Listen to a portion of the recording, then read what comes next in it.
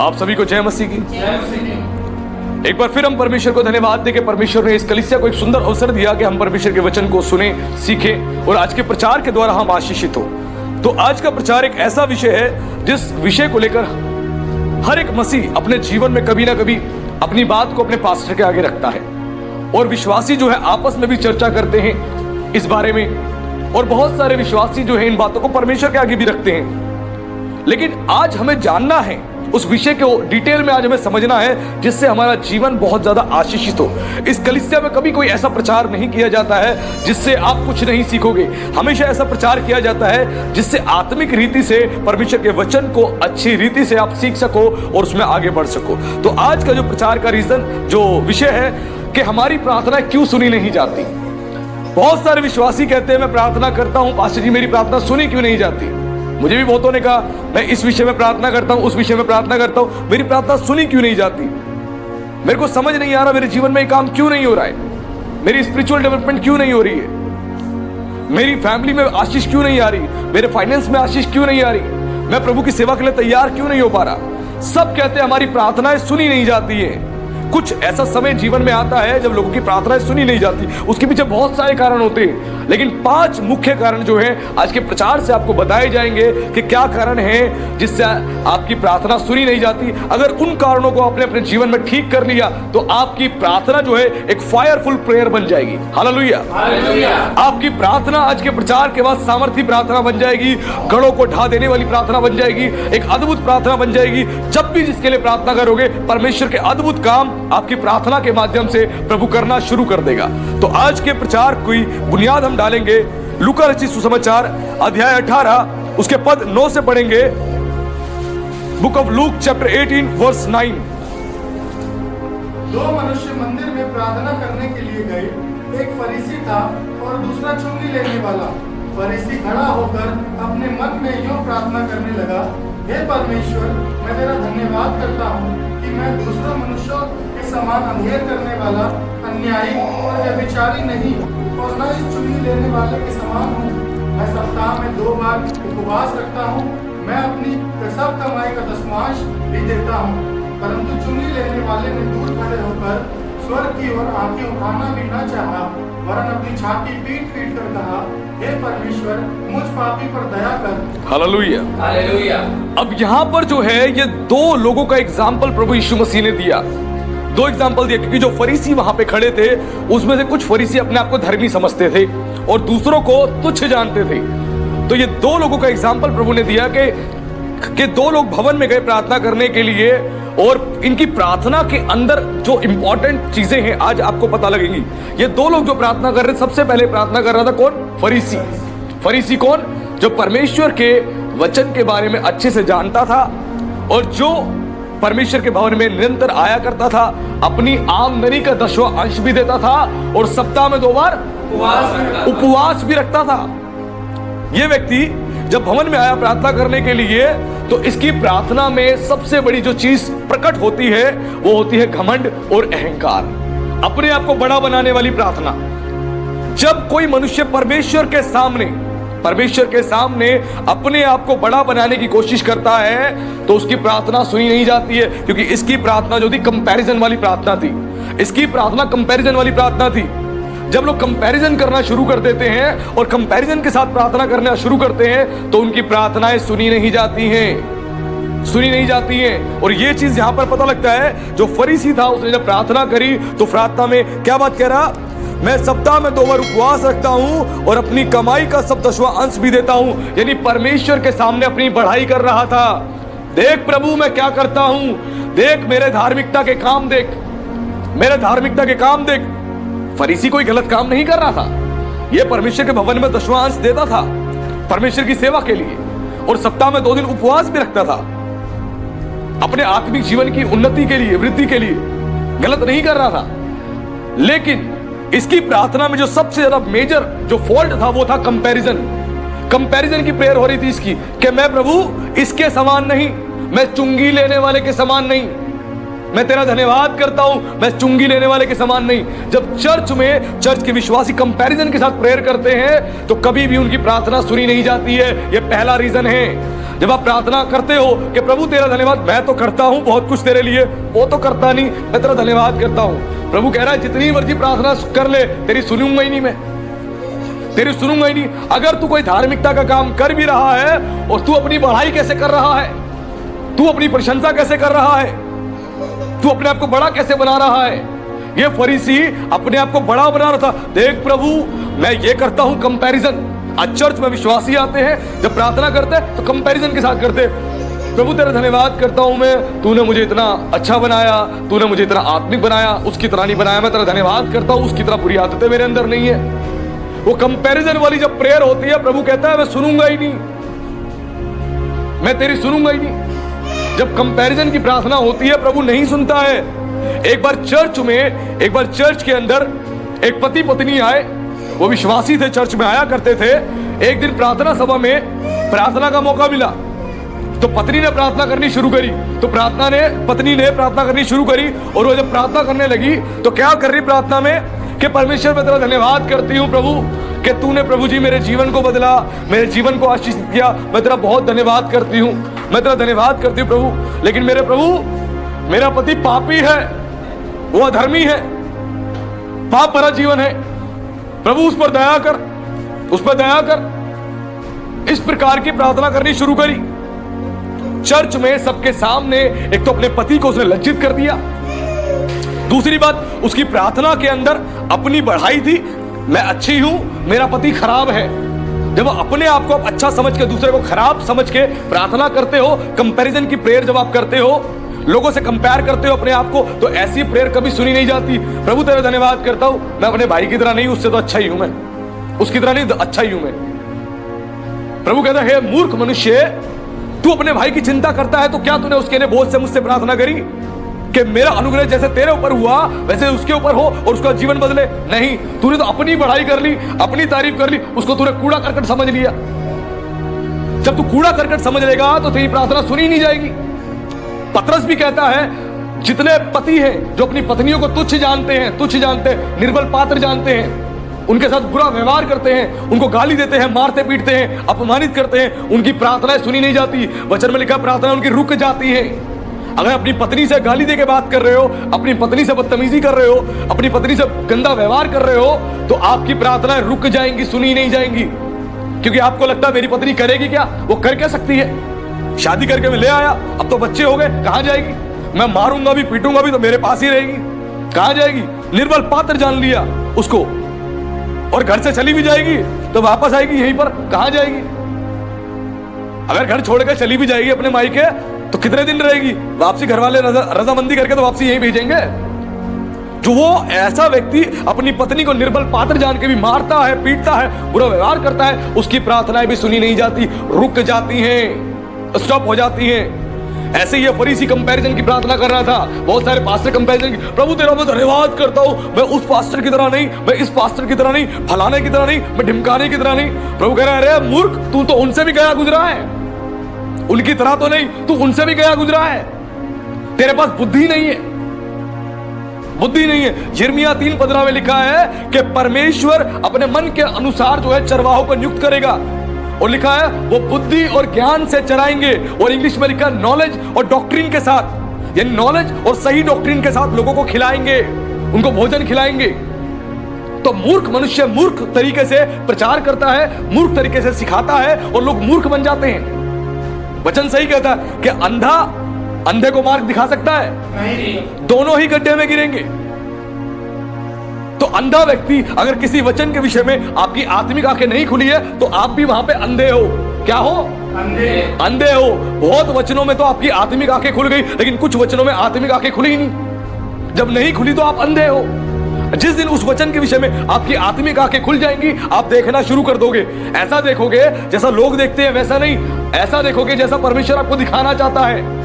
आपका vision clear हो जाएगा, आपको साफ साफ सही सही दिखाई देना शुरू हो जाएगा। जैसे जिसकी आंखों की रोशनी कमजोर हो जाती है, जब उसको डॉक्टर चश्मा बना के देता है, वो चश्मा पहनता है तो उसका धुंधलापन मिट जाता है, उसको सही सही दिखाई देता है। वैसे ही परमेश्वर जब बहुत सारे विषयों में आपको अपने आत्मिक चश्मे देता है तो उसके बाद आपका धुंधलापन मिट जाता है, आपको सही सही दिखाई देने लग जाता है। नहीं तो मूर्ख बन के आप भी जैसे लोग देख रहे वैसे ही आप देखोगे, वैसे ही आप देखोगे।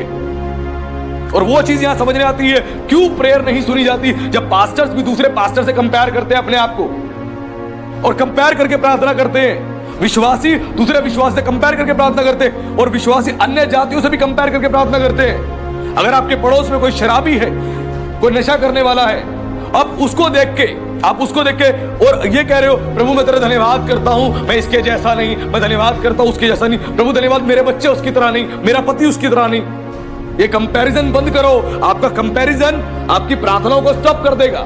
अगर दूसरे के बच्चे खराब है, दूसरे का पति खराब है, पत्नी खराब है, माँ बाप खराब है, उनके लिए प्रार्थना करो, उनके लिए दया मांगो, उनसे प्रेम करो। बाइबल की दूसरी सबसे बड़ी आज्ञा क्या है? अपने समान अपने पड़ोसी से प्रेम कर। अपने समान अपने पड़ोसी से प्रेम कर। आपका पड़ोसी, आपके रिश्तेदार जैसे खुद से आप प्रेम करते हो, खुद की चिंता करते हो, अपने लिए जैसे प्रार्थना करते हो, क्या दूसरों के लिए करते हो? अपने ऊपर बीमारी आ जाएगी तो उपवास में आ जाएंगे, घुटने पे आ जाएंगे, रो रो के चीख चीख के प्रार्थना करेंगे कि प्रभु चंगा कर दे, मुझे चंगा कर दे। और दूसरे की बीमारी पता लगी तो प्रार्थना ही नहीं होती जी। हमारे चर्च में भी कई सारे प्रार्थना विषय आते हैं कि इसके ऊपर प्रार्थना करिए प्लीज पास्टर, इसके ऊपर प्रार्थना करिए। मैं चर्च ग्रुप में शेयर कर देता हूं, सब लोग प्रार्थना करें। लेकिन मैं जानता हूं चुनिंदा लोग ही हैं जिनको उनके नाम पता है और उसके लिए वो प्रार्थना करते हैं, वरना करते ही नहीं है। और अपना विषय पास्टर को बार बार बताएंगे, पास्टर साहब मेरे पेट में दर्द है, मेरे पेट में दर्द है, मेरे सर में दर्द है, मेरी नौकरी अच्छी नहीं चल रही, मेरा बिजनेस अच्छा नहीं चल रहा, मेरा काम नहीं हो रहा। प्रार्थना कर दे, प्रार्थना कर दे। लेकिन जो चर्च के विषय आए हैं, जो प्रार्थना निवेदन इस चर्च में आए हैं, जो आप लोगों तक पहुंचाए गए हैं, या चर्च के जो विषय हैं उसके ऊपर क्या बोझ से आप प्रार्थना करते हो? नहीं नहीं। अभी पिछले दिनों में हमारे चर्च के एक ब्रदर ने एक प्रार्थना रिक्वेस्ट डाली थी। उनके चचेरे दादा लगते हैं जिनको कैंसर है, कैंसर के विषय में उन्होंने एक प्रेयर रिक्वेस्ट दी थी मुझे, जो मैंने ग्रुप में डाली थी और बोला था सब लोग प्रार्थना करें। अगर मैं नाम पूछ लूंगा तो आप में से बहुत से लोग नाम ही नहीं बता पाएंगे और बहुत से लोग प्रार्थना करते ही नहीं है। क्यों? अपनी प्रार्थना से फुर्सत मिलेगी तो दूसरे के लिए करेंगे ना। लेकिन पास्टर तो करता है और करता रहेगा, क्योंकि उसको पता है उसको परमेश्वर ने यही बोझ दिया है। और ये बोझ केवल पास्टर का नहीं, हर विश्वासी का है। यीशु ने बोला अगर अपने चाहने वाले से प्रेम करो, उन्हीं को नमस्कार करो, कौन सा भला काम करते हो तुम? अपने चाहने वाले से चिपके रहो तो कौन सा भला काम कर रहे हो तुम? मूर्ख। अपने चाहने वालों के बीच में पड़े रहो, उन्हीं से प्रेम करो, उन्हीं की सुधी लो, उनकी चिंता करो, तो कौन सा प्रेम कर रहे हो? महसूल लेने वाले भी ऐसे ही करते हैं, चुंगी लेने वाले भी ऐसे करते हैं, पापी भी ऐसे ही करते हैं। जब तुम उन्हीं के जैसा करो तो तुम में और हम में फर्क क्या है? आज अपने हृदय को बदलें। जब तक हृदय नहीं बदलेगा आपकी प्रार्थनाएं सुनी नहीं जाएंगी। आज बहुत सारे क्रिश्चियंस इसीलिए कहते हैं मेरी प्रार्थना सुनी नहीं जाती, सुनी नहीं जाती। कब सुनी जाएगी? जब तक अपने आप को ठीक नहीं करोगे। और वचन में लिखा है कि परमेश्वर का वचन जो है हमें करेक्शन देने के लिए, डायरेक्शन देने के लिए, प्रोटेक्शन देने के लिए। तीमुथियुस 3:16 में लिखा हुआ है परमेश्वर का वचन पूरी तौर से हमें करेक्ट करने के लिए, हमारी गलतियां ठीक हो। और पास्टर को प्रभु ने यही जिम्मेदारी दी है कि वचन के प्रचार से लोगों को ठीक करे, कि गड़बड़ियां ठीक कर लो अपनी, नहीं तो तुम्हारी गड़बड़ियां बाद में तुम्हें नुकसान देंगी। यीशु ने ये इसीलिए एग्जांपल दिया, कंपैरिजन बंद करो। मैं इसकी तरह नहीं, उसकी तरह नहीं, उसकी पत्नी की तरह नहीं, उसके बच्चों की तरह नहीं। अरे बंद करो ये कंपैरिजन। प्रभु ने आपको कंपैरिजन करने के लिए खड़ा नहीं किया है। जब आप प्रार्थना करते हो हलीम होकर, दीन होकर प्रार्थना करो। इसी प्रार्थना में अहंकार था। आप चर्च में जितनी मर्जी सेवा के काम करते हो, कभी अपनी बढ़ाई मत करना, तारीफ मत करना और दूसरे को नीचा मत दिखाना, नहीं तो प्रार्थना सुनी नहीं जाएगी मेरे बच्चों, सुनी नहीं जाएगी। बाद में ना बोले पास्टर को कि पास्टर साहब मैं खूब प्रार्थना करता हूं, मुझे कुछ नहीं मिल रहा है, मेरा मसीह में आने का कोई फायदा नहीं हुआ। मसीह में बहुत सारी आशीषें हैं, बहुत सारी। सिर्फ पैसे के पीछे लगे ना रहे। सबसे पहले प्रभु आपके जीवन को बदलता है, आपके जीवन को बदलता है ताकि आपका जीवन ठीक हो। वही चीज यहां बताई गई। अपनी बढ़ाई कर रहा है, अपनी तारीफ कर रहा है, मेरे जैसा पूरे मोहल्ले में नहीं, मेरा जैसा पूरे इलाके में नहीं, मेरे जैसा मेरे घर में नहीं। अरे बंद करो भाई, तुम मूर्ख हो। बाइबल कहती है लोग तेरी प्रशंसा करे तो करे पर तू आप ना करना। लोग तेरी बढ़ाई करे तो करे पर तू आप ना करना। बाइबल कहती है तेरी तारीफ परमेश्वर की ओर से होनी चाहिए। लोग तेरी तारीफ करें जितनी मर्जी करें, लेकिन तू खुद की तारीफ मत करियो, खुद को मत सराहना दियो, थपथपी मत दियो, मत बोलियो हाँ सही बात है, तू बहुत अच्छा है, तेरे जैसा तो पूरे मोहल्ले में नहीं, इलाके में नहीं। प्रभु कहेगा हे मूर्ख, तेरे अंदर भी घमंड उत्पन्न हो गया, क्योंकि तू खुद अपनी तारीफ कर रहा है। लोग तो तेरी तारीफ कर ही रहे हैं और तू भी कर रहा है अपनी तारीफ। अरे बढ़ाई परमेश्वर को दो, महिमा परमेश्वर को दो। सुलेमान की इतनी चर्चा हुई, इतनी तारीफ हुई सुलेमान की कि दूर दूर देश की रानियां आ गई उसको देखने के लिए, उससे मिलने के लिए। और जब उससे मिलने आया करते थे, इतना सारा सोना चांदी उसको तोहफे में देने के लिए आते थे। तोहफे में सुलेमान को तोहफे में देने आते थे। और सुलेमान के राज्य में एक समय ऐसा आया कि चांदी की तो वैल्यू ही खत्म हो गई। इतना सबके पास इतना चांदी हो गया कि चांदी की तो वैल्यू खत्म हो गई।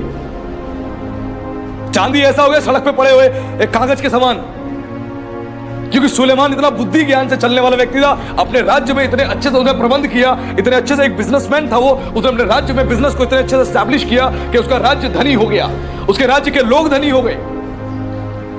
एक अच्छा आत्मिक पास्टर होता है, अपनी कलीसिया को आत्मिक रीति से धनी बना देता है। संसार का धन मिले ना मिले वो डजंट मैटर, वो एक अलग चीज है, लेकिन आत्मिक रीति से उनको धनी बना देता है। और यीशु ने ये बात बताई, कंपैरिजन करना बंद करो। मैं तो करता हूं, तेरा धन्यवाद प्रभु, वो तो नहीं करता, उससे बढ़िया तो मैं ही हूं, उससे बढ़िया तो मैं ही हूं। वो तो नशा करता है, तेरा धन्यवाद, मैं उसकी तरह तो नहीं, उससे तो बढ़िया हूं प्रभु। वो तो चुगली करती है, तेरा धन्यवाद, उससे तो मैं बढ़िया हूं।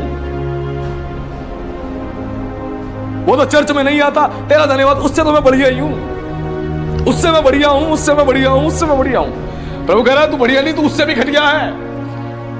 जिससे बढ़िया तू अपने आप को बता रहा है, तू उससे भी घटिया है, क्योंकि तू क्या कर रहा है? कंपैरिजन कर रहा है।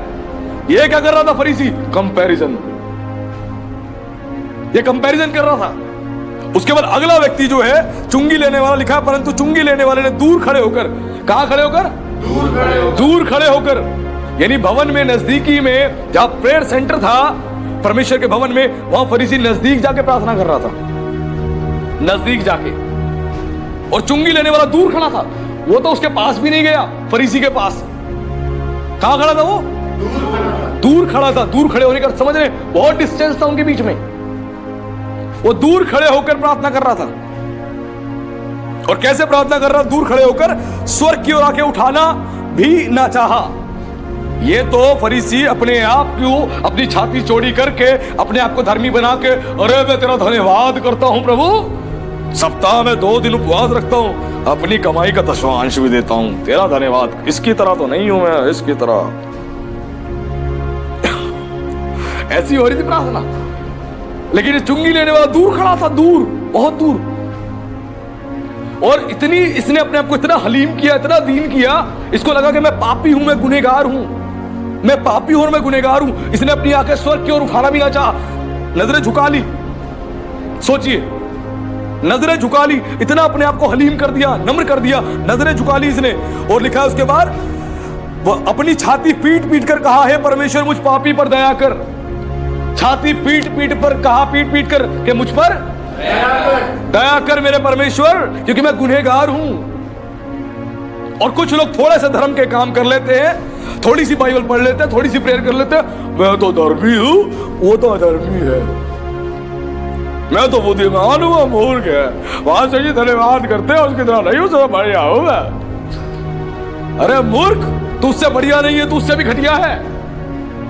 सोच, इसने तो कंपैरिजन भी नहीं किया बेचारे ने, उसके बगल में भी नहीं आया दुआ करने, दूर ही खड़ा था, दूर ही खड़ा था। चर्च में जो नजदीक आके बैठ जाते हैं पास्टर की बात सुनने के लिए, दिखाते, ओहो हम देखो पास्टर साहब कितना ध्यान से वचन सुन रहे हैं, कितने रिलीजियस है। और वही घर जाके अपनी सास को दे गाली, पति को दे गाली, दे चाटे, दे घूसे, दे लात, सब चलते हैं। और जो पीछे बैठा हुआ बेचारा, उसको लगता है मेरे जीवन में तो पाप है ही, मैं तो गुनहगार हुई। वो बेचारा वहीं बैठ के दुआ प्रार्थना, प्रभु मुझ पर दया कर, मुझे क्षमा कर दे। आगे बैठने वाले, अरे हम तो धर्मी है। अरे धर्मी नहीं, तू अधर्मी है, तू अधर्मी है, तेरी प्रार्थना सुनी नहीं जाएगी, चाहे तू पास्टर हो, चाहे तू बिलीवर हो। जब तू कंपैरिजन करना शुरू कर देगा, कंपैरिजन के साथ प्रेयर करेगा, तेरी सुनी ही नहीं जाएगी। उसके बाद लिखा है उस पर, मैं तुमसे कहता हूं वह दूसरा नहीं परंतु यही मनुष्य धर्मी ठहराया जाकर अपने घर गया, क्योंकि जो कोई अपने आप को बड़ा बनाएगा वह छोटा किया जाएगा, और जो अपने आप को छोटा बनाएगा वह बड़ा किया जाएगा। हालेलुया। जो अपने आप को बड़ा बनाएगा वो छोटा किया जाएगा। प्रभु कहेगा तू बड़ा कर रहा, आजा बैठ जा, मैं तेरे को तेरा लेवल बता देता हूं, किस लेवल पे तेरे को बैठना, वहीं आजा। और जो छोटा बना रहा है उसको प्रभु बड़ा बना देगा। यानी खुद को जो परमेश्वर का हलीम करेगा, जो नम्र करेगा, हम्बल होगा, अपनी प्रेयर को इस प्रकार करेगा, अपने आप को नम्र बना के, दीन बना के, खुद को इतनी तारीफ नहीं देगा, खुद को अपनी प्रेज नहीं करेगा, प्रभु की महिमा करेगा और लोगों के लिए जिनके जीवन में पाप है, बुरी आदतें, उनके लिए आंसुओं से और बोझ से प्रार्थना करेगा। प्रभु उसकी प्रार्थना सुनेगा। एक दूसरे पे ब्लेम लगाते रहोगे, एक दूसरे पे चुगली करते रहोगे, बदनामी करते रहोगे और प्रेयर करोगे, सुनी नहीं जाएगी। क्योंकि प्रभु ने कहा यदि तू भवन में आया है वेदी पर भेंट चढ़ाने के लिए, तो तेरी भेंट जब तक ग्रहण नहीं होगी जब तक तू अपने भाई के साथ, अपनी पत्नी, अपने पति के साथ पहले मेल मिलाप कर ले। तेरे मन में अगर किसी के लिए प्रतिशोध है, नफरत है, मलिनता है, पहले खत्म तो कर ले, तब आइयो भेंट चढ़ाने के लिए। अगर आपके मन में नफरत है, मलिनता है, नफरत है, सारी गंदी बातें आपने भर रखी है और आप चर्च में आके 1 लाख रुपए का भी दान दे रहे हो, ग्रहण होगा? नहीं होगा। कुछ पास्टर कहेंगे अरे ग्रहण हो जाएगा, आओ प्रभु तुम्हें आशीष दे, आमीन। लेकिन ये पास्टर कहेगा नहीं होने वाला भैया, पहले मन साफ कर, तन साफ कर। प्रभु का तेरा धन नहीं चाहिए, तेरा धन स्वर्ग नहीं लेके जाएगा तेरे को, तेरा मन तुझे स्वर्ग लेके जाएगा। क्योंकि परमेश्वर का देखना इंसानों की तरह नहीं, इंसान तो लोगों का धन देखता है, कितना धन है इसके पास, कितना मनी है इसके पास, कितना बैंक बैलेंस है, लेकिन परमेश्वर देखता है कितना इसका मन साफ है, कितना मन इसका अच्छा है, वही स्वर्ग जाएगा। आपका धन आपको स्वर्ग लेके नहीं जाएगा, आपका मन आपको स्वर्ग लेके जाएगा। क्योंकि परमेश्वर आपके धन को नहीं, आपके मन को देखता है। Hallelujah, hallelujah. और इस चुंगी लेने वाले ने इतना हलीम किया, इतना नम्र किया, और ये चुंगी लेने वाला, इसको मूर्ख ना समझना। ये चुंगी लेने वाला कौन था समझते हैं? ये वहां की गवर्नेंस के अंदर ये इनकम टैक्स कलेक्टर था, ये गवर्नमेंट सर्वेंट था ये। और ये फरीसी केवल परमेश्वर के भवन में जाने वाला व्यक्ति था, परमेश्वर की व्यवस्था को जानने वाला व्यक्ति था। सोचो, और ये गवर्नमेंट एम्प्लॉय था, इसके पास बहुत अधिकार थे, ये राजा को कह सकता था हर तरीके से। और जो ये कहता राजा इसकी बात मानते, अधिकारी इसकी बात मानते, क्योंकि उनकी गवर्नेंस में काम कर रहा था, ये गवर्नमेंट ऑफिसर था। सोचो, ये उससे ऊंचे पद पे था और वो किसी पद पे नहीं था, तो भी इतना अहंकार। और ये उससे ऊंचे पद पे था, तब भी इसमें इतनी नम्रता थी, इतनी दीनता थी, पूछो मत। तो इसकी प्रार्थना सुनी गई, क्योंकि प्रभु ने कहा जो खुद को बड़ा करेगा वो छोटा किया जाएगा। खुद को बड़ा कभी मत करना, अपने आप को हलीम करना, नम्र करना, और जितना परमेश्वर के सामने दीन बनोगे उतने शिरोमणि बनाए जाओगे। हालेलुया। वचन में लिखा है परमेश्वर के बलवंत हाथ के नीचे किससे रहो? दीनता से रहो, ताकि उचित समय पर तुम्हें बढ़ाए। उचित समय पर बढ़ाएगा जब दीन होके रहोगे, जब दीन बनोगे वो तुम्हें शिरोमणि बनाएगा। शिरोमणि का मतलब होता है तुम्हें प्रेशियस बनाएगा, तुम्हें ऐसा मणि बनाएगा, ऐसा पत्थर बनाएगा जो प्रेशियस होता है। जैसे बहुत सारे डायमंड्स आपने देखे हैं, आभूषण देखे जो महंगे महंगे होते हैं, परमेश्वर उसी समान कर तुझे बहुमूल्य बनाऊंगा, इतना प्रेशियस बनाऊंगा। यदि तू दीन बनेगा, तो तू घमंडी बनेगा तो तेरा कुछ भी नहीं होने वाला। इसने कंपैरिजन की प्रेयर करी, ये रीजन था उसकी प्रेयर नहीं सुनी गई। जब कंपैरिजन की आप प्रेयर करते हो, आपकी प्रेयर कभी सुनी नहीं जाती। जब कंपैरिजन की प्रेयर करते हो, कभी प्रेयर सुनी नहीं जाती। जब कंपैरिजन करना बंद कर दोगे, आप नम्र होकर, दीन होकर परमेश्वर के आगे अपने आप को छोटा करोगे, आप अपने आप को परमेश्वर के आगे पूरी तौर से ऐसा रख दोगे कि प्रभु हाँ सच में मैं गुनहगार हूं, मैंने गुनाह किया, अपराध किया, मुझे माफ कर। अब जब जाके परमेश्वर आपकी प्रार्थनाओं को सुनेगा, आपकी प्रार्थनाओं को सुनेगा, वरना नहीं। सोचो, सारे धार्मिकता के काम करने वाला व्यक्ति था, लेकिन ये स्वर्ग जाने लायक नहीं था। आज बहुत सारे क्रिश्चियन चर्च आते हैं, अपने आप को बड़ा धर्मी समझते हैं, बड़ा आत्मिक समझते हैं, और अपने पड़ोसी को उसे कूड़ा करकट समझते हैं, कूड़ा करकट समझते हैं। उनके घर में लड़ाई हो रही है, झगड़े हो रहे हैं, दारू चल रही है, तमाशा हो रहा है, कुछ भी हो रहा है, उसके बच्चे ठीक नहीं है, या कोई भी समस्या हो रही है, तो उनको कूड़ा करकट जानते हैं। कभी भी बोझ से उनके लिए प्रार्थना नहीं करते। प्रार्थना का मतलब ये नहीं होता कि जाके मैं उसका हाथ पकड़ के प्रार्थना करूं। उनके लिए आप व्यक्तिगत रूप से भी प्रार्थना कर सकते हो, और समय जब आप मिले तो प्रभु का सुसमाचार भी उन्हें सुना सकते हो। अगर सुसमाचार को वो स्वीकार नहीं करते हैं, गॉस्पेल को स्वीकार नहीं करते, तब भी आपका फर्ज बनता है आप उनके लिए प्रार्थना करो। आप प्रार्थना करो अपने लिए, अपने परिवार के लिए, अपने माँ बाप के लिए, अपने बच्चों के लिए, अपने पत्नी के लिए, अपने भाई बहनों के लिए। दुनिया प्रार्थना करती है, दुनिया सब कुछ करती है, तो तुम कौन सा भला काम कर रहे हो? अगर चर्च केवल चर्च के लिए ही प्रेयर करे, समाज के लिए, दुनिया के लिए प्रेयर ना करे, तो क्या फायदा उस चर्च का? और वचन में लिखा है तुम्हारे प्रार्थना निवेदन सब मनुष्य के लिए किए जाए। किसके लिए? सब मनुष्यों के लिए किए जाए। ऊंचे पद वालों के लिए, राजाओं के लिए, हाकिमों के लिए, ताकि जिस देश में तुम रहते हो उसमें कुशल से रहो। जब क्रिश्चियंस चर्च लगातार प्रेयर करते हैं तभी वहां की गवर्नमेंट भी ठीक रहती है। वहां के गवर्नमेंट के ऊपर परमेश्वर अपना अनुग्रह करता है, उनके मन को नम्र करता है, उस देश में अच्छे से आप सेवा कर पाते हो। आपकी प्रार्थनाएं बहुत जरूरी है, आपके देश के गवर्नमेंट के लिए, आपके देश के प्राइम मिनिस्टर के लिए, आपके देश के जितने मिनिस्टर्स हैं उन सब के लिए आपकी प्रार्थना बहुत इंपॉर्टेंट है। एक क्रिश्चियन की प्रार्थना बहुत कुछ कर सकती है। अपनी प्रेयर्स को लाइटली मत लेना, लेकिन प्रार्थना जब सुनी जाएगी जब कंपैरिजन बंद कर दोगे। कंपैरिजन बंद कर दोगे, आपकी प्रार्थनाएं सुनी जाएगी। कंपैरिजन करते रहोगे, प्रार्थनाएं कभी सुनी नहीं जाएंगी। एक रीजन और है जिसके कारण प्रार्थना सुनी नहीं जाती है, उसके लिए खोले मत्ती रचित सुसमाचार अध्याय 6 उसके पद 5 से लेकर 8 तक पढ़े। Book of Matthew chapter 6 verse 5 to 8। जब तुम प्रार्थना करे तो कपटियों के समान ना हो, क्योंकि लोगों को दिखाने के लिए आराधनालयों में और सड़कों के मोड़ों पर खड़े होकर प्रार्थना करना उनको अच्छा लगता है। मैं तुमसे सच कहता हूँ कि वे अपना प्रतिफल पा चुके।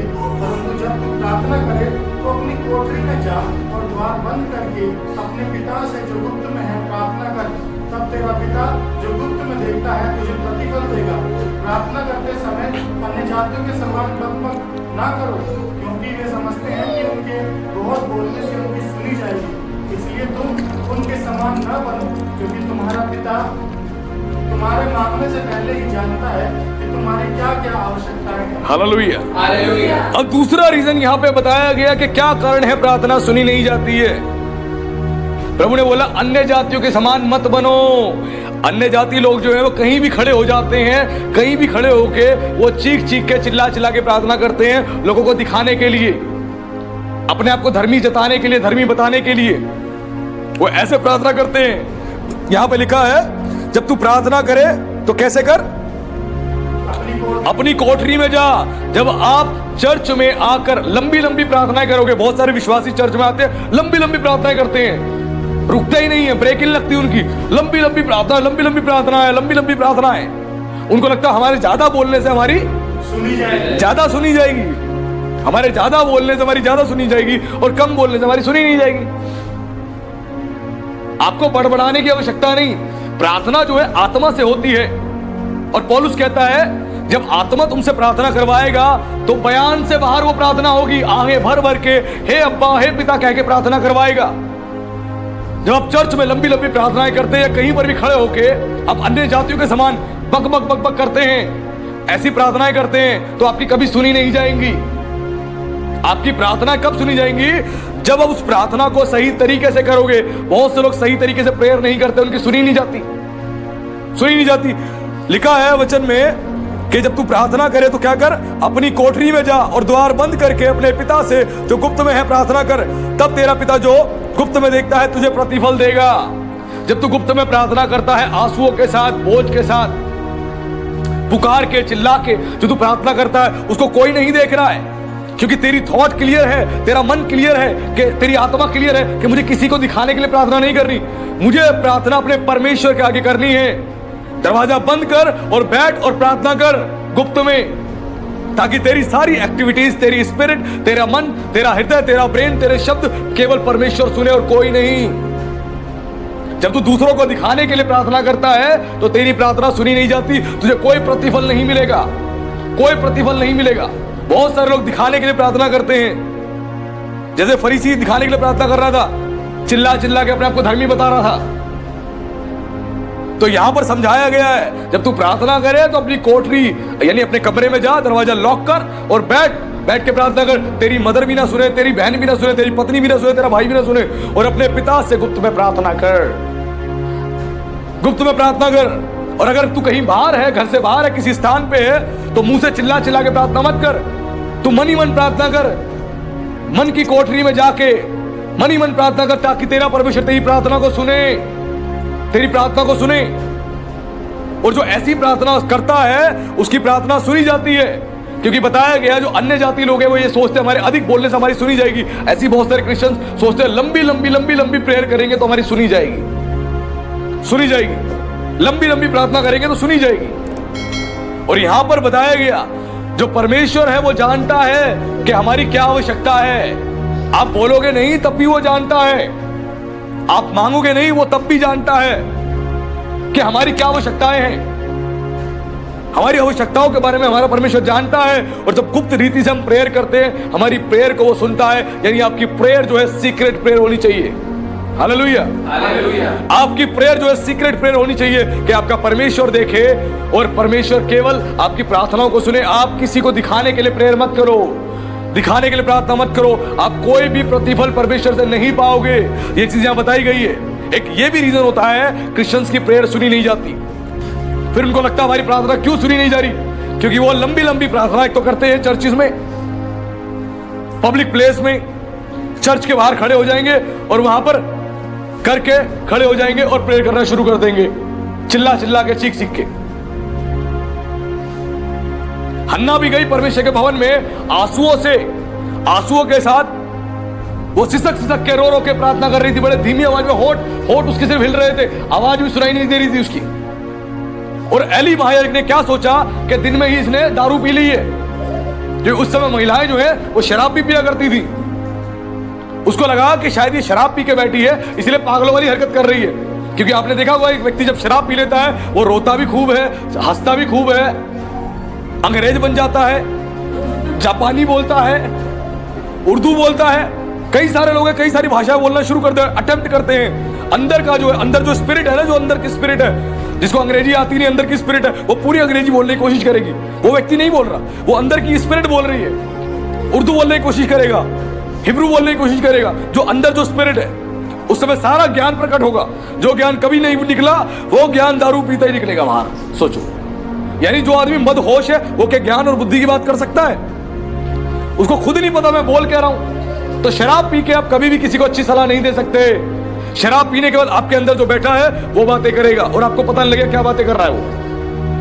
और वही चीज यहां बताई गई है, सीक्रेट प्रेयर करो, आपकी प्रेयर सुनी जाएगी। जब प्रेयर गुप्त रीति से करोगे सुनी जाएगी। शोर मचाओगे, लंबी लंबी प्रार्थनाएं करोगे, कभी सुनी नहीं जाएगी। ये एक रीजन होता है जिसकी वजह से उनकी प्रार्थनाओं को उनको प्रतिफल मिल जाता है। वो प्रतिफल क्या है? उनकी प्रार्थना इम्पटी होती है, यानी खाली होती है, उसका कोई भी उत्तर उनको मिलने वाला नहीं है, क्योंकि वो दिखावे की प्रार्थना कर रहे हैं, लंबी लंबी प्रार्थनाएं कर रहे हैं, अपने आप को धर्मी दिखाने के लिए, अपने आप को बड़ा बनाने के लिए, इसीलिए उनकी प्रेयर सुनी नहीं जाती है। उसके बाद एक वचन और खोले, क्या रीजन है हमारी प्रार्थनाएं सुनी नहीं जाती है? Book of James chapter 4 verse 3, याकूब की पत्री अध्याय 4 उसके पद 3 को पढ़े, क्या लिखा है? मांगते हो और पाते नहीं, इसलिए कि बुरी इच्छा से मांगते हो ताकि अपने भोग विलास में उड़ा दो। Hallelujah, hallelujah. एक ये रीजन भी है प्रेयर करते हैं सुनी नहीं जाती। लिखा है, याकूब कह रहा है तुम मांगते हो पर पाते नहीं। तुम मांगते हो परमेश्वर से, परमेश्वर दे दे, मुझे बंगला दे दे परमेश्वर, मुझे गाड़ी दे दे परमेश्वर, मुझे एक सुंदर पत्नी दे दे परमेश्वर, सुंदर बच्चा दे दे परमेश्वर, मुझे प्रभु लड़की नहीं मुझे लड़का दे दे परमेश्वर। ऐसी प्रार्थना होती है, लड़का दे दे परमेश्वर, लड़का, लड़की नहीं लड़का चाहिए। जो इस प्रकार की प्रार्थना करते हैं, लिखा है तुम मांगते हो पर पाते नहीं, क्योंकि तुम बुरी इच्छा से मांगते हो। बुरी इच्छा से मांगते हो। जब आपकी प्रेयर होगी बुरी इच्छा से तो आपको कभी भी कुछ नहीं मिलेगा। आपकी बुरी इच्छा है, परमेश्वर मुझे घर दे दे, मुझे अपने रिश्तेदारों को दिखाना है, देखो तुम्हारी औकात क्या है और मेरी औकात क्या बन गई है, देखो परमेश्वर ने मेरी औकात क्या बना दी है। दिखाने के लिए जलन है, उसको झुकाने के लिए मेरा ऐसा घर होगा कि देखेंगे ना तो जलन के मारे फूक जाएंगे, राख हो जाएंगे, ऐसा घर मेरा होगा, ऐसा घर। प्रभु मुझे गाड़ी दे दे, ऐसी गाड़ी दे जो इनके खानदान में किसी ने ली नहीं हो, और गाड़ी देखे तो जल के राख हो जाए, ऐसी गाड़ी चाहिए प्रभु, दे दे एक बार। इनको दिखाना है कि तू मेरा प्रभु है, दे दे मुझे प्रभु। ऐसी सुंदर पत्नी दे, ऐसी सुंदर पत्नी दे, पूरे खानदान में ना हो, पूरे खानदान में ना हो, जहां लेके जाऊं लोग टकटकी लगा के देखे कितनी सुंदर पत्नी है। प्रभु इनके सबके लड़कियां हुई हैं, मुझको पहली बार में ही लड़का दे, पहली बार में ही लड़का दे, ताकि सबका मैं मुंह बंद करवा दूं, देख परमेश्वर ने मुझे लड़का दिया है। तुम मांगते हो पर पाते नहीं हो। प्रभु मेरे बिजनेस को बढ़ा दे, 1000 का प्रॉफिट हो रहा पर डे, प्रभु 5000 का करवा दे, मुझे सबको दिखाना है, रिश्तेदारों को, देखो तुम नौकरी करके नहीं कमा रहे, देखो मैं ये बिजनेस करके तुमसे अच्छा कमा रहा हूं, देखो दिखाना है, मुझे दिखाना है। तुम्हारी इच्छा क्या है? बुरी है। दूसरे को नीचा दिखाना है, दूसरे को गिराना है, दूसरे का बुरा करना है। तो वचन में लिखा है तुम मांगते हो पर पाते नहीं, इसीलिए तुम्हें मिलता नहीं है। क्योंकि तुम्हारी प्रार्थना में ही अश्लीलता है, तुम्हारी प्रार्थना में ही गंदगी है, तुम्हारी प्रार्थना में ही गंदे बातें हैं, गंदे विचार हैं, गंदी भावना है। तुम मांगते हो पर पाते नहीं हो, क्योंकि बुरी इच्छा से मांगते हो। बुरी इच्छा से मांगते हो। जब बुरी इच्छा से आपकी प्रेयर होगी, कुछ नहीं मिलेगा, कभी नहीं मिलेगा। ताकि लिखा है कि अपने भोग विलास में उड़ा दो। तुम मांग किस ले रहे हो? उसका एक ही रीजन है, अपने भोग विलास में उड़ाने के लिए। प्रभु मुझे बहुत पैसा दे दे, प्रभु बस 1 करोड़ की लॉटरी लग जाए मेरी, 1 करोड़ का जैकपॉट, एक शॉट लगना चाहिए प्रभु, एक जैकपॉट लगना चाहिए। बहुत से लोग जो सट्टा व्यापारी हैं, जो सट्टा खेलते हैं, जो क्रिकेट मैच होते हैं, आईपीएल होते हैं, और जो सट्टा खेलने वाले नंबर वगैरह लगते हैं, वो लगाते हैं और वो प्रेयर करते हैं। मसीह लोग भी, प्रभु 1 नंबर, बस 1 नंबर, 1 जैकपॉट लग जाए प्रभु, 1 जैकपॉट। मैं आंख बंद कर रहा हूं, मुझे नंबर दिखा, मैं लगा दूंगा, 1 जैकपॉट लग जाए। है ना? ऐसी प्रेयर होती है ना। हमारे चर्च में कुछ विश्वासी, पहले उनका जीवन इस प्रकार का था, वो ऐसी प्रेयर करते थे। प्रभु की फोटो, प्रभु 1 नंबर 1 नंबर, घर में फोटो लगी हुई थी, वो बैठते थे और सुबह मॉर्निंग में, प्रभु आज लगाने जा रहा हूं, नंबर 1 लगा देना, बस 1 जैकपॉट लगना चाहिए, 1 जैकपॉट। जो सामरी स्त्री को तूने पानी दिया, मुझे भर के पैसों का पानी दे दे, बाल्टी भर के, है ना, 1 नंबर लग जाए। ऐसी प्रार्थना होती थी और आज भी करते हैं। जैकपॉट 1 करोड़ आ जाए, अच्छा 1 करोड़ आ जाए, क्या करोगे? प्रभु 1 करोड़ आ गया ना, सबसे पहले तो मैं आलीशान घर लूंगा, आलीशान घर, ऐसे इलाके में, स्टैंडर्ड इलाके में एक बढ़िया सी कार लूंगा। अच्छा, उसके बाद प्रभु अच्छे कपड़े लूंगा, उसके बाद अच्छे फोन लूंगा, उसके बाद घर का सामान लूंगा, उसके बाद बैंक में पैसा रखूंगा, उसके बाद एक बिजनेस शुरू करूंगा, उसके बाद बस प्रभु और क्या, होगी लाइफ सेट। अपने भोग विलास में उड़ा दूं, यहां पर परमेश्वर को स्थान दिया ही नहीं। परमेश्वर क्यों देगा? तुमने क्या परमेश्वर की प्रतिष्ठा करने की चाह रखी कि परमेश्वर मुझे देगा तो पहला स्थान मैं परमेश्वर को दूंगा? केन और हाबिल दोनों लोगों ने अपने बिजनेस को स्टार्ट किया। केन जो था वो फार्मर बना, हाबिल जो था वो एनिमल्स को पालने वाला बना, और दोनों ने इस बिजनेस को स्टार्ट किया। सॉरी, केन जो था वो जो खेती करने वाला बना, और हाबिल जो था वो भेड़ बकरियों का चरवाहा बना, और दोनों ने इस बिजनेस को स्टार्ट किया और दोनों को प्रॉफिट हुआ, दोनों को प्रॉफिट हुआ बिजनेस में। केन का क्या निर्णय था? पहले बचा लेता हूं अपने लिए, अपने पेट के लिए, अपने घर के लिए बचा लेता हूं, और इसमें से कुछ बचा कुचा परमेश्वर को ले जाके मैं वेदी पर भेंट चढ़ा दूंगा। लेकिन हाबिल ने क्या करा? हाबिल को भी अपने बिजनेस में प्रॉफिट हुआ। उसने जो पहलौटे थे, जो पशुपालन का उसका काम था, जो व्यवसाय था, उसमें जब उसको प्रॉफिट हुआ तो उसने क्या करा? अपनी भेड़ बकरियों के पहलौटे ले जाकर परमेश्वर की वेदी पर चढ़ा दिए, अच्छे अच्छे। उसने ये नहीं सोचा मैं खराब जानवर जाकर चढ़ाऊं वेदी पर, मैं परमेश्वर को खराब भेंट दूं, अच्छी से अच्छी भेंट चढ़ाई उसने। अब यह शिक्षा उनके पास कहां से आई? दोनों को सेम शिक्षा दी गई थी। किसने दी? आदम और हव्वा ने दोनों को सेम शिक्षा दी, लेकिन दोनों में से किसने सही पालन किया? हाबिल ने। केन ने नहीं पालन किया। भाई जी, पास्टर चर्च में सबको सेम शिक्षा देता है। कुछ तो हो जाते हैं हाबिल जैसे जो धार्मिकता का जीवन जीते हैं, और कुछ जो है वो हो जाते हैं केन जैसे जो कभी आशीषित नहीं होते। और जब बाद में परमेश्वर ने हाबिल की भेंट ग्रहण करी और केन की भेंट ग्रहण नहीं करी, तो गुस्से से भर गया, क्रोध से भर गया, और उसको जलन आई और अपने भाई को उसने मारने का निर्णय किया और अंत में उसको मार दिया। Hallelujah, hallelujah. आज जब इस प्रकार का आपका जीवन होता है तो कभी भी आप आशीषित नहीं हो सकते हो, कभी भी, क्योंकि आप चाहते हो आपको मिले, आप अपने भोग विलास में उड़ा दो। उसमें परमेश्वर की सेवा के लिए आपका कोई निर्णय नहीं है, गरीब लोगों के लिए कोई निर्णय नहीं है, विधवाओं के लिए कोई निर्णय नहीं है, ऐसे लोगों के लिए, आपके रिश्तेदार जो बेचारे बहुत बुरे हालातों में हैं, बहुत बुरी उनकी कंडीशंस हैं, आपके पड़ोसी बहुत बुरे हालात हैं, बहुत बुरी कंडीशंस हैं। ध्यान दे कृपया कर सब लोग यहां पर, जो इतने ऐसे लोग हैं उनके प्रति आपका ध्यान ही नहीं है। आप चाहते हो मुझे मिले, मैं क्या करूं? मैं इन्वेस्ट कर दूं, यहां इन्वेस्ट कर दूं, यहां इन्वेस्ट कर दूं, यहां इन्वेस्ट कर दूं। मुझे पैसा चाहिए, मैं अपने भोग विलास में उड़ा दूं केवल अपनी आवश्यकताओं के लिए। मेरे पास पैसा है तो मुझे लग्जरी गाड़ी चाहिए, लग्जरी घर चाहिए, लग्जरी सारे गैजेट्स चाहिए, केवल अपने भोग विलास में उड़ा दूं। ना मुझे परमेश्वर की सेवा के बारे में चिंता है, ना चर्च की नीड्स के बारे में चिंता है, ना उसकी सेवा को बढ़ाने के लिए चिंता है। क्या परमेश्वर की सेवा के लिए फाइनेंस की भी जरूरत पड़ती है, उसकी सेवा को बढ़ाने के लिए फंड्स की भी जरूरत पड़ती है। गरीबों की मदद करूं, सहायता करूं, विचार ही नहीं है, केवल अपना पेट भर लूं। प्रभु ने क्यों बोला जब तू भोज करे तो कंगालों को बुला, अंधों को बुला, लूलों को, लंगड़ों को बुला, ऐसे लोगों को बुला, ताकि जब तू उनको खाना खिलाए तो तुझे वो बदला ना दे पाए। यानी प्रभु ने बोला कि जब तेरा खुशी का समय हो, जब तेरा खुशी का समय हो, आनंद का समय हो, तूने कुछ प्राप्त करा है, तू ब्लेस्ड हुआ है, तो अपने उस आनंद के समय में अपनी उन चीजों में परमेश्वर की प्रतिष्ठा भी कर, और ऐसे लोगों को तू आदर कर जो तुझे बदला ना दे सके, ऐसे लोगों की मदद कर जो तुझे बदला ना दे सके। आज अगर कोई शादी है, कोई प्रोग्राम है, किसको बुलाते हैं? अपने रिश्तेदारों को, सबको बुला लिया, आओ जी खाओ। खा लेते हैं खाना शादी में और बोलते हैं दाल मखनी तो बहुत बकवास थी, मटर पनीर तो और घटिया थी इनकी, चावल तो और बेकार थे, रोटी तो और बेकार थी। पेट भर के खा लिया और खाने की बुराई कर दी। अरे लहंगा अच्छा नहीं था लड़की का, लड़के का कोट अच्छा नहीं था, उसका गाउन अच्छा नहीं था, उसकी शादी में गाने अच्छे नहीं बजे, सब बेकार था, महा बकवास, घटिया घटिया। ऐसे लोगों को बुला लिया। उसके बाद वो कह रहे अरे लड़का भी अच्छा नहीं है, जोड़ी कहां से मिल रही है दोनों की, लड़की सुधरी नहीं है, जोड़ी कहां से मिल रही है? अरे कहां तुमने क्या देखकर शादी कर दी? शादी वाले दिन ही मन को दुखा दिया, शादी वाले दिन ही मन तोड़ दिया। ऐसे लोगों को तुम बुला रहे हो अपने यहाँ, इससे बढ़िया तुम बुला लो ऐसे लोगों को जिनको तुम खिलाओ, वो तुम्हें आशीष दे, तुम्हारे लिए दुआ करे, वो तुम्हें बदला ना दे पाए, ऐसे लोगों को।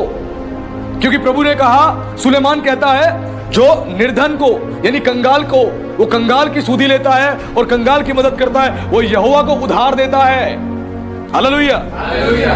कभी सुना है कि परमेश्वर को कोई उधार दे सकता है? यदि आप किसी कंगाल की मदद करते हो तो परमेश्वर को उधार दे रहे हो आप। सोचो कितनी बड़ी आदर की बात है, परमेश्वर को उधार। अरे भाई कैसी बात कर रहे हो पास्टर साहब? वचन में लिखा है मेरे प्रियो, जब किसी कंगाल की मदद करते हो तो परमेश्वर को उधार देते हो आप, यहोवा को उधार देते हो, और जब उसको उधार दोगे तो बदले में मल्टीप्लाई करके देने वाला परमेश्वर है वो। Hallelujah, hallelujah. आज लोगों के अंदर वो प्रेम भाव नहीं है, वो हृदय नहीं है, कंगाल की मदद करना नहीं चाहते। अरे हम क्यों करें मदद?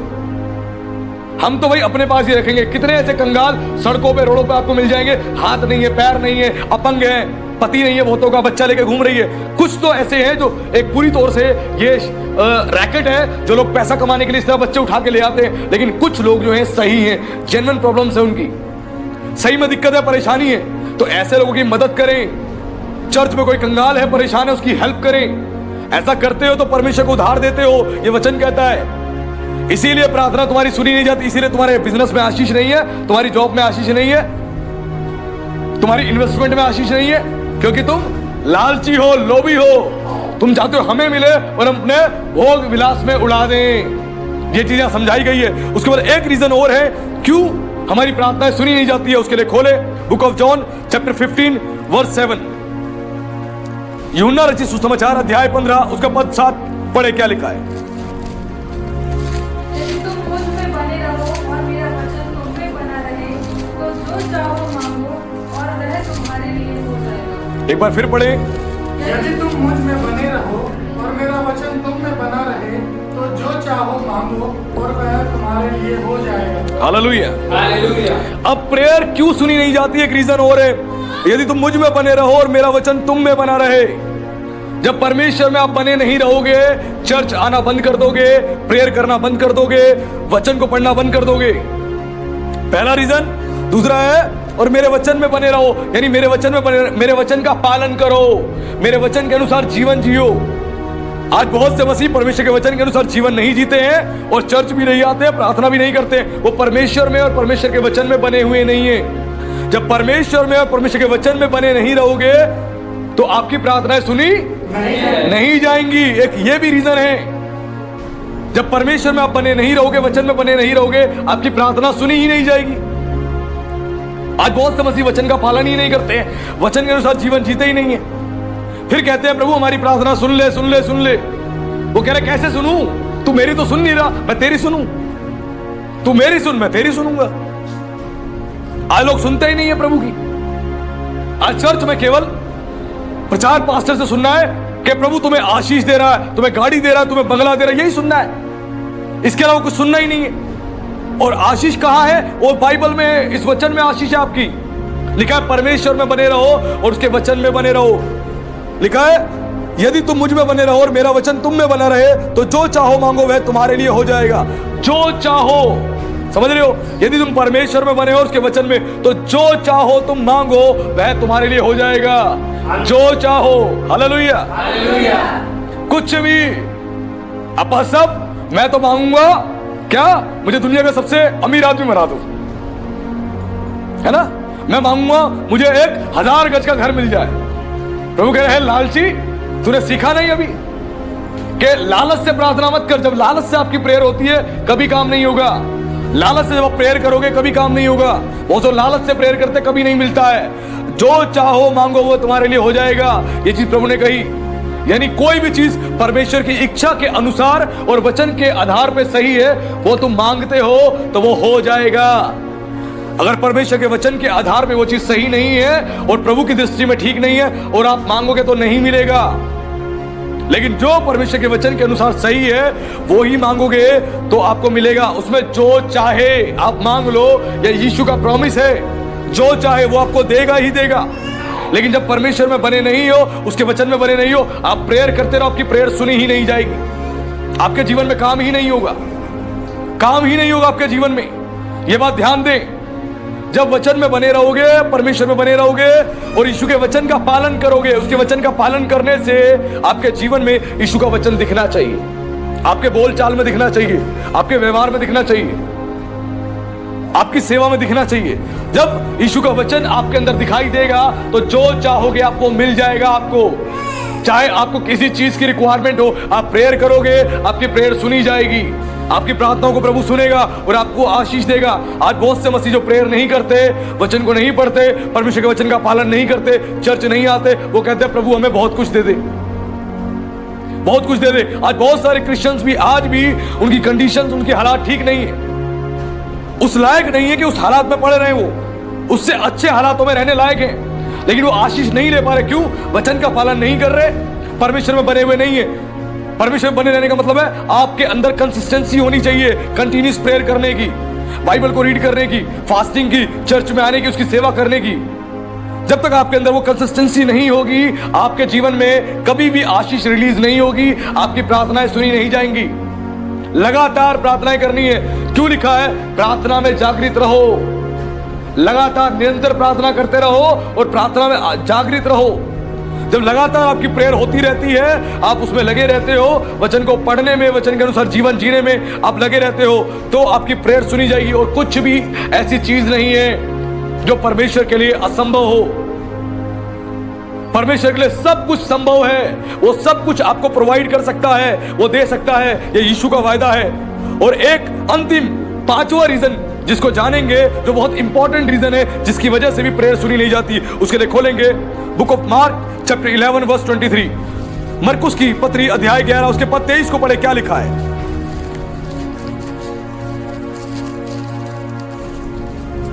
मैं तुमसे सच कहता हूँ कि जो कोई इस पहाड़ से कहे कि तू उखड़ जा और समुद्र में जा पड़ और अपने मन में संदेह न करे वरन प्रतीति करे कि जो कहता है वह हो जाएगा, तो उसके लिए वही होगा। Hallelujah hallelujah.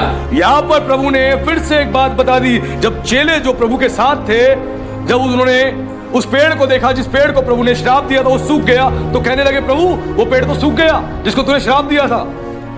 तो प्रभु ने उनको समझाया और प्रभु ने बोला मैं तुमसे सच कहता हूं, जो कोई इस पहाड़ से कहे तू उखड़ जा और समुद्र में जा पड़ और अपने मन में संदेह ना करे वरन प्रतीति करे कि जो कहता है वह हो जाएगा, तो उसके लिए हो जाएगा।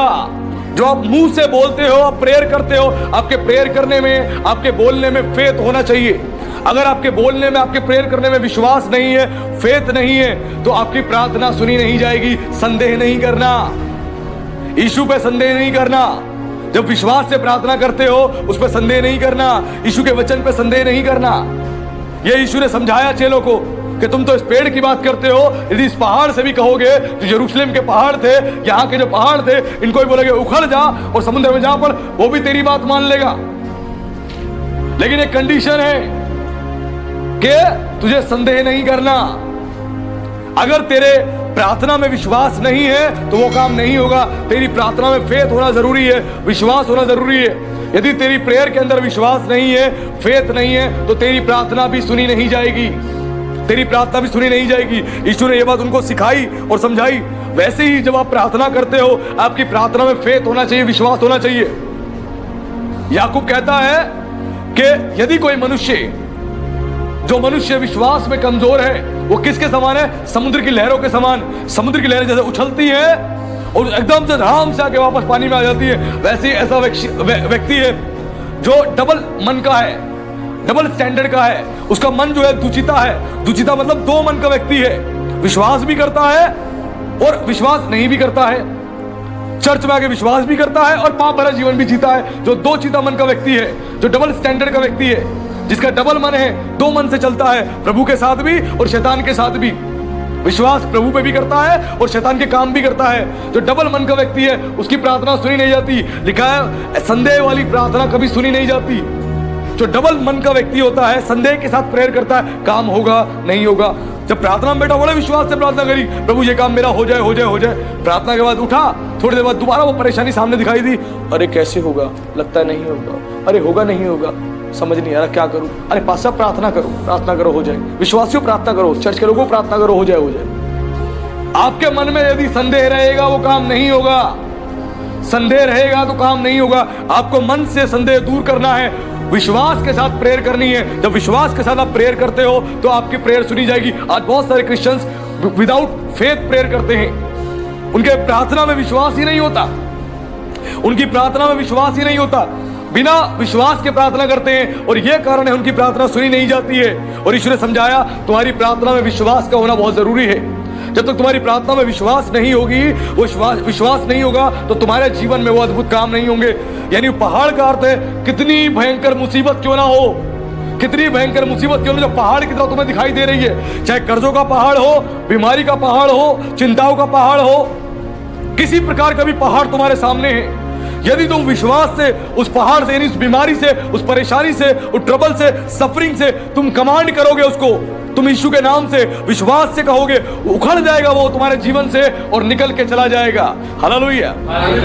यदि विश्वास नहीं है, विदाउट फेथ आप प्रेयर कर रहे हो, तो आपकी प्रेयर सुनी नहीं जाएगी। इसलिए जब भी आप प्रार्थना करें, विश्वास के साथ प्रार्थना करें। ये 5 रीजंस हैं जिसके कारण मसीहों की प्रार्थना सुनी नहीं जाती है। फिर वो कहते हैं हमारी प्रार्थना क्यों सुनी नहीं जा रही है, क्योंकि ये 5 रीजंस है। अगर ये 5 रीजंस को आपने अपने जीवन में अच्छे से ठीक कर लिया, इसको इंप्लीमेंट कर लिया, तो आपकी प्रेयर जो है फायरफुल प्रेयर हो जाएगी, सामर्थ्य प्रार्थना हो जाएगी, गढ़ों को ढा देने वाली प्रार्थना हो जाएगी। और जब भी आप प्रार्थना करोगे तो अद्भुत काम होंगे। क्यों? क्योंकि आपने अपने जीवन में प्रार्थना के सीक्रेट की को जान लिया है, जो प्रभु के वचन से आपको बताया गया है। वो सीक्रेट की आपको पता लग गया है, जिससे प्रेयर सुनी जाती है और आपकी प्रार्थना प्रभावशाली, शक्तिशाली बनती है। तभी अपनी प्रार्थनाओं में यीशु के वायदे को आप क्लेम कर सकते हो। यीशु तूने ऐसा कहा है, यीशु तूने ऐसा कहा है, तू ऐसा कर। जब उसके वायदे को क्लेम करते हो, विश्वास से प्रार्थना करते हो, तो आपकी प्रार्थनाएं सुनी जाती है, आपके जीवन में अद्भुत काम होते हैं। यह यीशु का वायदा है। और आज जाना इस कलीसिया ने कि यीशु कैसे प्रार्थना को ग्रहण करता है और किस प्रकार की प्रार्थना को सुनता है और आशीष देता है।